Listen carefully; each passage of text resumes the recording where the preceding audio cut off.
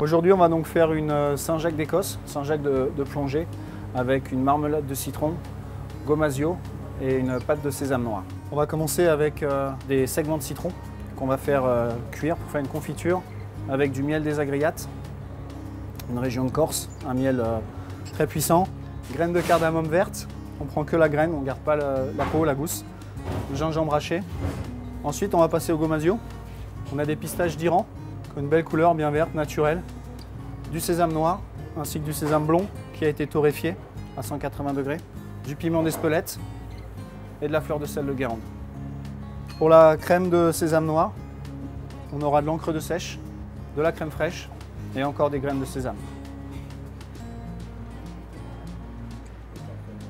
Donc pour la confiture de citron, on met les segments de citron, sans peau, sans pépins. On va mettre le miel, le gingembre qui a été haché, les graines de cardamome et on a un petit peu de pectine NH. On fait cuire comme une confiture, aussi simple. Donc pour les Saint-Jacques, sel fin des deux côtés.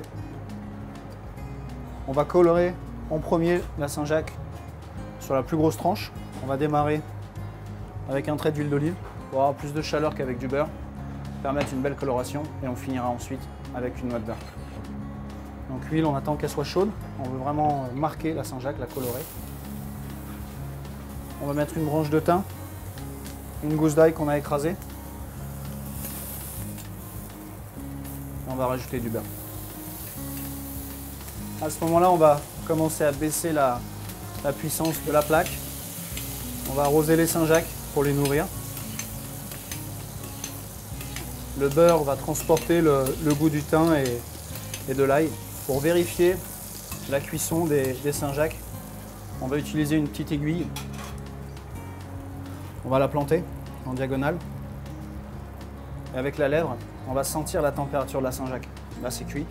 Il faut que ce soit tiède. Il ne faut pas que ce soit trop chaud. On va débarrasser les Saint-Jacques.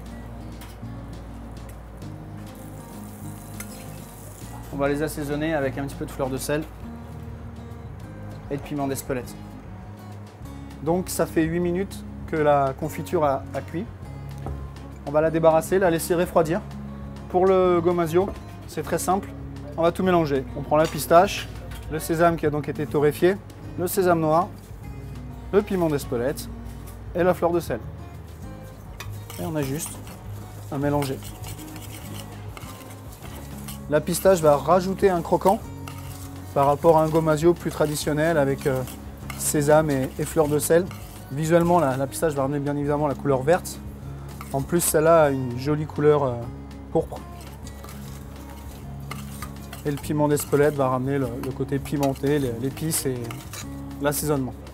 Pour la crème de sésame noir, on va donc mettre dans un mixeur le sésame, la crème fraîche qui va apporter l'onctuosité mais également une petite touche d'acidité, l'encre de sèche pour le côté iodé et également la couleur. Et on a réalisé également un jus de coquillage qu'on cuit des moules à façon marinière avec un peu de vin blanc, de l'échalote. On récupère uniquement le jus pour détendre la crème et que ça puisse mixer correctement.